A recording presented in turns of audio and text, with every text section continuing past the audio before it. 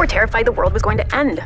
This is not one of the summer movies where you can close your eyes during the scary parts. A Senate panel describes Y2K, the year 2000 computer bug, as a worldwide crisis. The president called me one night and said, here's an office and an assistant, and don't let the world stop. Malam itu, 31 Desember 1999, dunia bersiap menyambut milenium baru. Jalanan penuh kembang api, tawa, dan nyanyian countdown. Dari New York hingga Tokyo, dari Sydney hingga Jakarta, semua orang berpesta. Tapi, di balik euforia itu, ada wajah-wajah tegang di ruang yang sunyi. Ruang server yang dipenuhi dengan mesin, pusat kendali lalu lintas udara yang matanya tak berkedip, markas militer yang layar monitornya menampilkan angka detik yang berkurang. Mereka tidak menunggu pesta, mereka menunggu kemungkinan terburuk.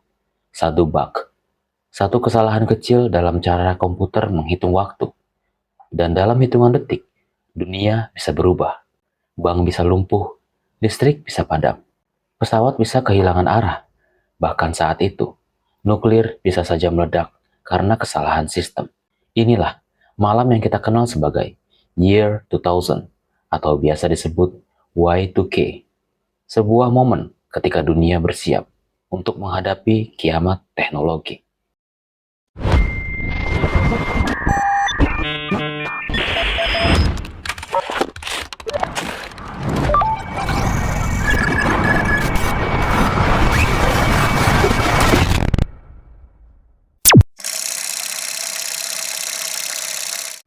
Untuk memahami kenapa malam itu dunia bisa begitu takut, kita harus mundur jauh ke belakang. Lebih dari 1000 tahun sebelum komputer ada. Di zaman kuno, orang menghitung tanpa mengenal konsep tidak ada. Bangsa Romawi punya angka untuk 1, 2, 3, tapi tidak ada angka 0. Bagi mereka, ketiadaan bukanlah sesuatu yang perlu dicatat. Lalu, di abad ke-5, di tanah India, para matematikawan menemukan sesuatu yang mengubah segalanya, angka 0. Bukan sekedar kosong, tapi sebuah simbol yang memungkinkan kita menghitung dengan presisi, melompat dari satuan ke ratusan, ribuan, bahkan jutaan. Ilmu ini menyebar lewat dunia Arab, menembus ke Eropa, dan perlahan menjadi bahasa universal matematika.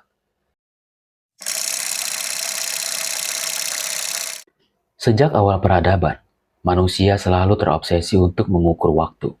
Di Mesir kuno, bayangan tongkat pasir menjadi jam pertama. Di Babilonia, pergerakan bintang dan bulan jadi penunjuk hari. Bangsa Romawi memperkenalkan kalender Julian, tapi akurasinya meleset. Hingga Paus Georgius ke-8 melakukan reformasi besar di abad ke-16. Maka lahirlah kalender Georgian yang kita gunakan sampai sekarang. Lalu di abad ke-19, revolusi industri melahirkan jam mekanis yang presisi, dan dunia mulai membagi waktu menjadi zona-zona. Memasuki abad ke-20, teknologi listrik membawa kita pada jam digital, dan akhirnya komputer.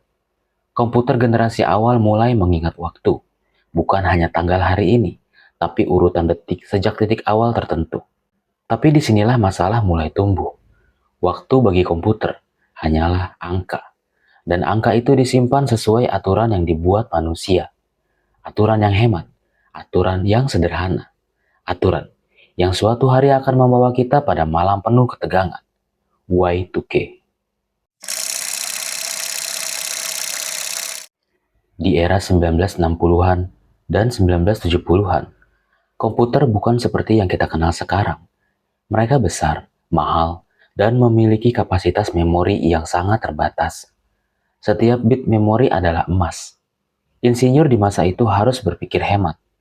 Dan ketika harus menyimpan tanggal, mereka punya pilihan, menulis 1970 dengan 4 digit, atau cukup 70 dengan 2 digit. Kenapa buang memori untuk 2 angka ekstra, pikir mereka. Lagi pula, tahun 2000 masih puluhan tahun lagi, siapa yang peduli? Maka, ribuan program dan database di seluruh dunia mengikuti kebiasaan itu. 2 digit untuk tahun, hemat memori, hemat biaya. Tapi keputusan itu seperti menanam bom waktu, karena begitu kalender meloncat dari 31 Desember 1999 ke 1 Januari 2000. Komputer akan membaca tahun 00 sebagai 1900. Dan semua perhitungan waktu akan kacau. Untuk manusia, itu hanya salah paham kecil. Untuk komputer, itu bisa berarti kegagalan total. Masalah ini sebenarnya bukan rahasia. Sejak awal 1980-an, para programmer dan insinyur sudah melihat potensi bencana.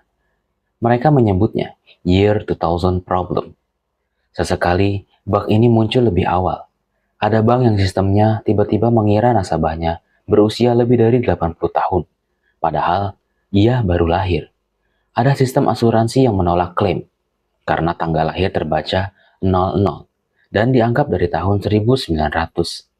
Bahkan, beberapa program militer mengalami glitch saat mencoba memproses jadwal latihan untuk tahun 2000. Para teknisi memperingatkan, kalau tidak diperbaiki sekarang, 1 Januari 2000 akan jadi hari penuh kekacauan. Tapi, manajemen perusahaan sering menganggapnya remeh. Itu masalah nanti, kita masih punya 15 tahun lagi.